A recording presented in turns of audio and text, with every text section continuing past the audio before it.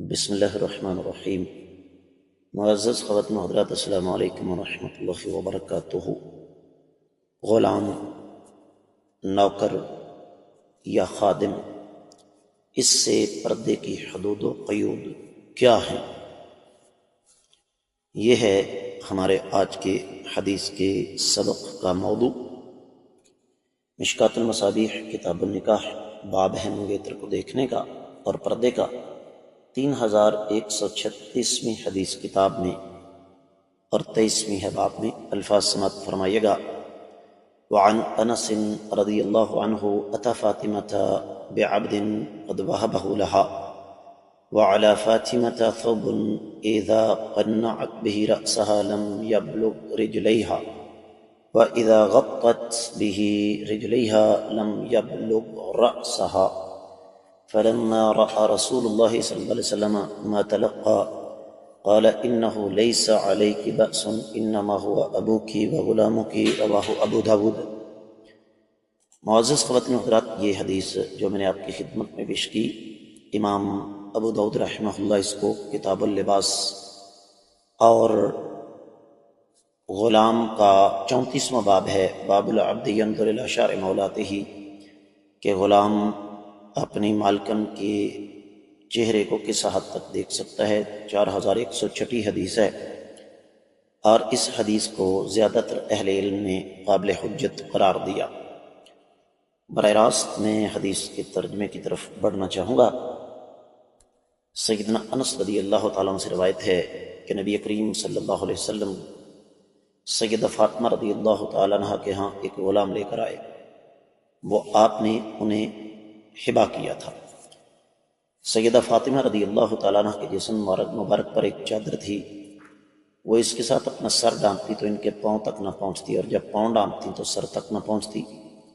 آقا علیہ الصلوۃ والسلام نے اپنی لخت جگر کی پریشانی کو محسوس کیا تو آپ نے فرمایا، اے میری لخت جگر فاطمہ، پریشان نہ ہو، یہ تمہارا والد اور تمہارا غلام ہے۔ معزز خواتین و حضرات، میں یہ چاہوں گا کہ آپ ذرا خصوصی توجہ کے ساتھ اس حدیث سے ثابت ہونے والے نکات پر غور کریں۔ سب سے پہلی چیز تو یہ کہ کائنات کے امام صلی اللہ علیہ وآلہ وسلم کی لخت جگر سیدہ فاطمہ رضی اللہ تعالی عنہا کائنات میں بلکہ انسانی تاریخ میں شرم و حیا کا عظیم ترین پیکر تھیں۔ دوسری بات، کائنات کے امام صلی اللہ علیہ وآلہ وسلم کی لخت جگر، یہ حدیث ہمیں بتاتی ہے کہ آقا علیہ الصلوۃ والسلام کی لخت جگر کے مالی حالات بادشاہوں والے نہیں تھے، اور اس حدیث سے یہ بھی پتہ چلتا ہے کہ رب کائنات نے آقا علیہ الصلوۃ والسلام کو یہ توفیق عطا فرمائی کہ آپ نے اپنی بیٹی کی تربیت اس انداز سے کی کہ ان کے نزدیک غیر محرم چاہے غلام ہی کیوں نہ ہو، اس سے جسم کا ایک ایک چھوٹے سے چھوٹا حصہ بھی چھپا کر رکھنا ہے۔ جس طرح کہ آپ سن رہے ہیں، پاؤں ڈانپتی تو سر تک نہ پہنچتی چادر، سر ڈانپتی تو پاؤں تک نہ پہنچتی۔ آج کی ہماری خواتین کو اس بات پر غور کرنا چاہیے کہ وہ کس مقام پر کھڑی ہیں۔ اور اس حدیث سے دو چیزیں اور ہمارے سامنے آتی ہیں، اور وہ یہ کہ ایک ہے رخصت۔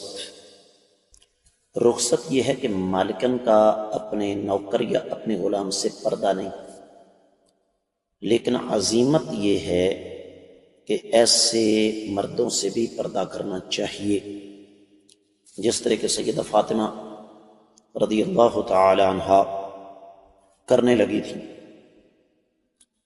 اور فی زمانہ چونکہ غلامی کا تو تصور نہیں، نوکری پائے جاتے ہیں، اور چونکہ ہر انسان نہیں تو زیادہ تر انسان پیسے کی ہوس میں اندھے ہو چکے ہیں، لہذا سد ذریعہ ایک برائی کا راستہ روکنے کے لیے یہ ضروری ہے کہ خواتین اپنے نوکروں سے بھی پردہ کریں۔ اس لیے کہ یہی نوکر، یہی ملازم جب اپنی مالکن کو دیکھیں گے تو ان کے دل میں فاسد خیالات پیدا ہوں گے، اور ان فاسد خیالات کے نتیجے میں وہ ایسے راستوں پر چل نکلیں گے کہ جن کا تذکرہ یہاں کرنا میں سمجھتا ہوں کہ شرم و حیا کے تقاضوں کے منافی ہے۔ عقل مند کے لیے اشارہ کافی ہے۔ بہت سارے نوکر آج بھی اپنی مالکنس کے